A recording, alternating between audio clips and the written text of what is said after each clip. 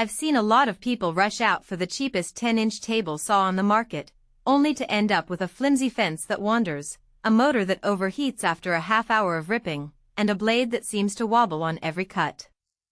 That regret shows up in the comments sections of DIY forums all the time. I wish I'd spent a little more, they say. So the question is, does the ShopFox W1888 feel like a smarter buy, or is it just another budget gamble? Link is in the description if you want to check the product details on Amazon. When you're standing in a garage that doubles as a workshop, you already know the trade-offs. Space is limited, you need something that's easy to move, but you also can't afford to sacrifice the ability to make a clean rip on a 24 without hunting for a better tool later. The W1888 is positioned right in that sweet spot. It's a 10-inch hybrid table saw with a built-in riving knife, which immediately eliminates the classic kickback nightmare that many entry-level saws neglect.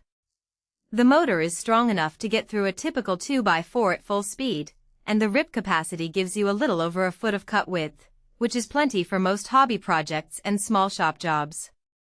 Let's talk about the first time you actually set it up.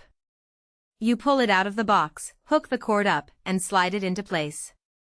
The floor-tootable height is about the same as a standard workbench, so you don't have to stoop or reach up awkwardly, a small ergonomic win you'll thank yourself for after a few hours of repeated cuts. The table itself is a decent size for a 10-inch saw, giving you enough surface to support a sheet of plywood without it tipping over. The distance from the front of the table to the blade center feels just right. You can rest a piece of lumber on the table and see the blade edge clearly, which is a huge help when you're making a precise 45-degree bevel. Now, where the W1888 really starts to separate itself from the cheap and cheerful crowd is the riving knife. Many low-priced saws skip this safety feature, and you end up with a bare blade that can pull wood into the teeth on a misaligned cut. With the riving knife in place, the wood stays centered and the risk of kickback drops dramatically, a real peace of mind if you're cutting hardwood for a new dining table or trimming lumber for a deck. It's also a time saver because you don't have to add a separate split blade guard as an afterthought. On the downside, the hybrid design means the saw isn't a full-size cabinet machine. The motor runs on a standard 120-volt line, so you won't get the same torque you'd find in a heavy-duty industrial unit. If you try to push it through a thick piece of hardwood at a slow feed rate, you'll notice the motor working a bit harder and the blade slowing down. For most hobbyists, that's acceptable, but if you're planning to do a lot of heavy rip work, you might feel the strain after a couple of hours. Another practical weakness is the dust collection port. It's there, but it's a modest 2-inch opening, so you'll need a good shop vacuum to keep the workspace reasonably clean. In a cramped garage, the dust can still settle on nearby tools if you don't have a dedicated extraction system. Who should consider the ShopFox W1888? If you're a weekend woodworker who builds coffee tables, picture frames, or a few custom shelves each year, this saw gives you enough power and safety to finish those projects without blowing a hole in your budget. It's also a solid upgrade for someone who's been using a basic circular saw with a makeshift fence and is ready for a dedicated table.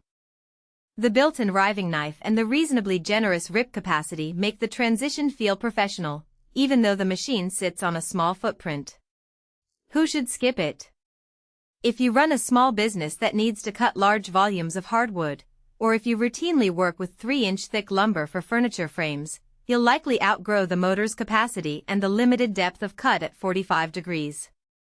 In that scenario, a full-size cabinet saw with a larger motor and more robust dust extraction will pay for itself in productivity. Also, if you're an absolute beginner who hasn't yet mastered basic safety practices, the riving knife is a great safety net, but you'll still need to invest time in learning how to set fences and manage feed rates. The saw won't compensate for lack of technique. A practical strength worth highlighting is the ease of blade changes. The blade guard opens with a simple lever, and the arbor nut loosens quickly with a standard wrench.